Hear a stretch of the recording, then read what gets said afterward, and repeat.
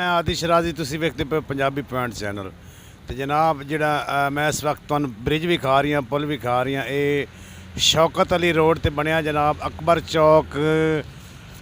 तो पिछे शुरू होंदा है शौक चौक लोग शुरू होंदा है तो तकरीबन मोचीपुरे जाके उतरता है टाउनशिप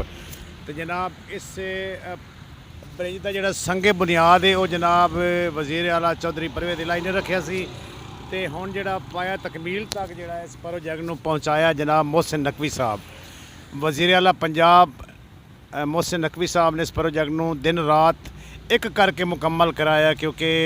असी आप वेखते रहे हैं दिन रात मोहसिन नकवी साहब ने इस प्रोजैक्ट वास्ते बड़ी मेहनत की है बड़े दौरे किए तो इस प्रोजैक्ट नूं मुकम्मल कराया क्योंकि इस प्रोजैक्ट नूं मुकम्मल कराने वास्ते बड़ा काफ़ी अरसा चाहिए सी लेकिन थोड़े अरसे दे विच जनाब मोहसिन नकवी साहब ने इस ब्रिज नूं मुकम्मल किया है। इस दे बनने नाल मेरा ख्याल है काफ़ी जिहड़ी ट्रैफिक है ना उसका बहाव जिहड़ा है वो दबाव होंदा ही कम हो गया है क्योंकि अकबर चौक तक काफ़ी ट्रैफिक फसती आई फिर टाउनशिप काफ़ी ट्रैफिक फसती आई उस तो अगे लिंक रोड ते काफ़ी ट्रैफिक जाम होंदी आई लेकिन जनाब इस टाइम इस पुल के बनने नाल मेरा ख्याल है काफ़ी फ़र्क पै चुका है काफ़ी हद तक फ़र्क पै चुका है। इसकी उचाई भी तुसी वेख सकते हो जनाब तो जनाब वज़ीर आला मोहसिन नकवी साहब जिहड़े ने काफ़ी अच्छे काम कर रहे हैं बड़े अच्छे तो अच्छे काम कर रहे हैं क्योंकि दिन रात मेहनत कर रहे हैं। हुण भी मेरा ख्याल है असी उन्होंने टॉक करा के आ रहे हैं जनाब वो आए सन जनरल हस्पताल अंदर वार्ड उन्हें विजिट किया है मरीजों का हाल हवाल पुछते हैं काफ़ी खैर खरीयत पुछते हैं रहमदिल ने सैयद ने जनाब फिर तो रहमदिल तो होना उन्ना तो मैं जनाब मोहसिन नकवी साहब दे के वज़ीर आला पंजाब दे के गुजारिश करना चाहना जनाब जिमें तुसी अच्छे काम करते हो उन्हें कुछ महंगाई तो तुसी कभी काम करते हो ना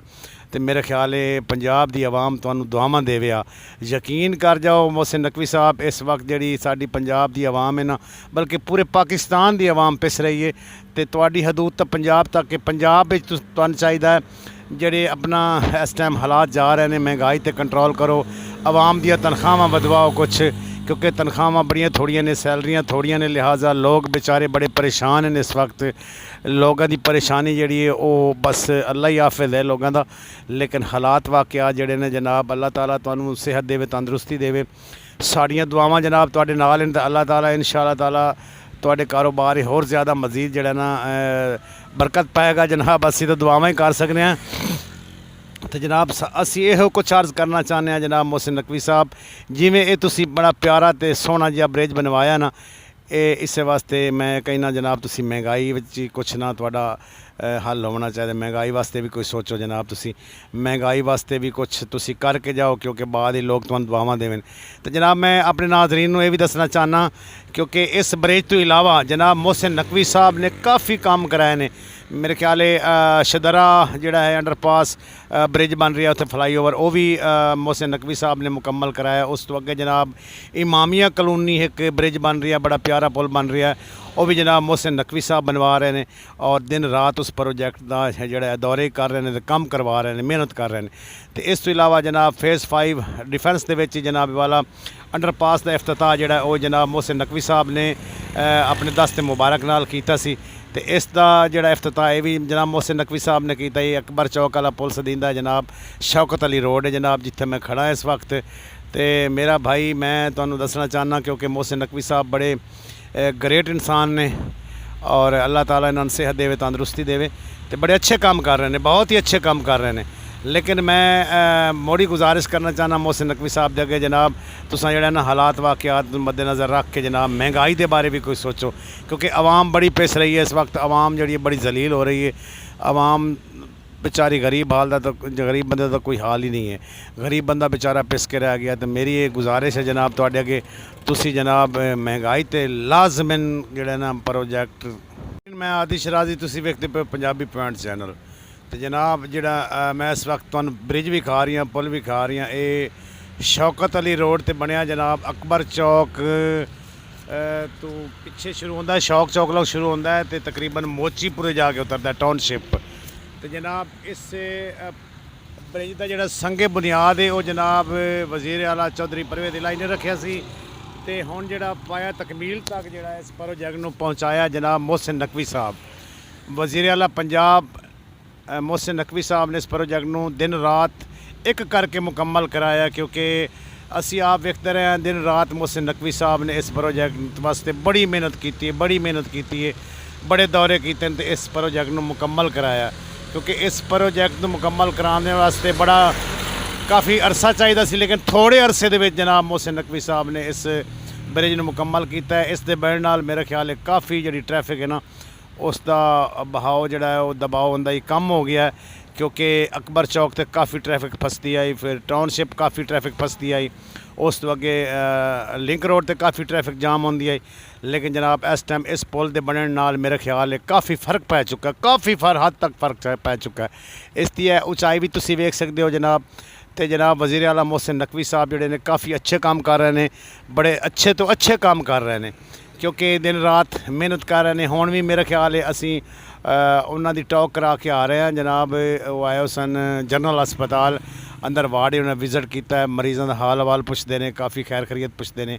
रहमदिल ने सैयद ने जनाब फिर तो रहमदिल तो होना उन्होंने तो मैं जनाब मोहसिन नकवी साहब दे के वज़ीर आला पंजाब दे के गुजारिश करना चाहना जनाब जिमें तुसी अच्छे काम करते हो उन्हें कुछ महंगाई तो तुसी कभी काम करते हो ना तो मेरा ख्याल है पंजाब की आवाम तुहानू दुआवां देवे आ। यकीन कर जाओ मोहसिन नकवी साहब इस वक्त जी साडी पंजाब की आवाम है ना बल्कि पूरे पाकिस्तान की आवाम पिस रही है तो तुहाडी हदूद तो पंजाब तक के पंजाब विच तुहानू चाहिदा है ਜਿਹੜੇ अपना इस टाइम हालात जा रहे हैं महंगाई ते कंट्रोल करो, आवाम दी तनख्वाहां वधवाओ कुछ क्योंकि तनख्वाहां बड़ियां थोड़ियां ने, सैलरियां थोड़ियां ने, लिहाजा लोग बेचारे बड़े परेशान हैं इस वक्त। लोगों की परेशानी जिहड़ी है वो बस अल्लाह ही हाफिज़ है लोगों का। लेकिन हालात वाकया जिहड़े ने जनाब अल्लाह ताला तुहानू सेहत देवे, तंदुरुस्ती देवे। साड़ियाँ दुआवां जनाब तुहाडे नाल हैं ते अल्लाह ताला इंशाअल्लाह ताला तुहाडे कारोबार होर ज़्यादा मज़ीद जिहड़ा ना बरकत पाएगा जनाब। असीं तो दुआवां ही कर सकते हैं। तो जनाब असी यहो कुछ अर्ज़ करना चाहते हैं जनाब मोहसिन नकवी साहब जिमें ये तुसी बड़ा प्यारा तो सोहना जिहा ब्रिज बनवाया ना इस वास्ते मैं कहना जनाब तुसी महंगाई विच कुछ ना तुहाडा हल होना चाहिए। महंगाई वास्ते भी कोई सोचो जनाब, तुसी महंगाई वास्ते भी कुछ तुसी करके जाओ क्योंकि बाद ही लोग तुहानू दुआवां देवन। तो जनाब मैं अपने नाज़रीन नू ये भी दसना चाहना क्योंकि इस ब्रिज तो इलावा जनाब मोहसिन नकवी साहब ने काफ़ी काम कराए ने। मेरे ख्याल है शदरा जिहड़ा है अंडरपास ब्रिज बन रहा है उत्थे फ्लाईओवर वो भी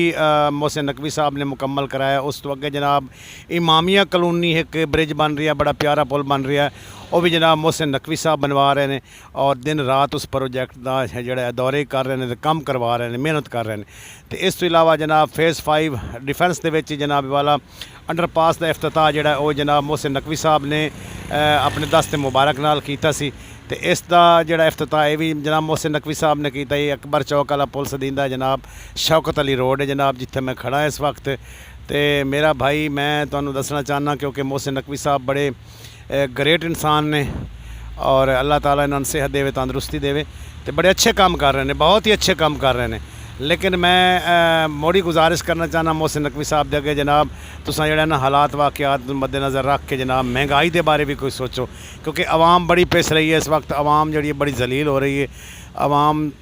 बेचारी गरीब हाल का तो गरीब बंदे का कोई हाल ही नहीं है, गरीब बंदा बेचारा पिस के रह गया। तो मेरी ये गुजारिश है जनाब तुहाडे अगे तुसी जनाब महंगाई ते लाजमन जोड़ा ना प्रोजैक्ट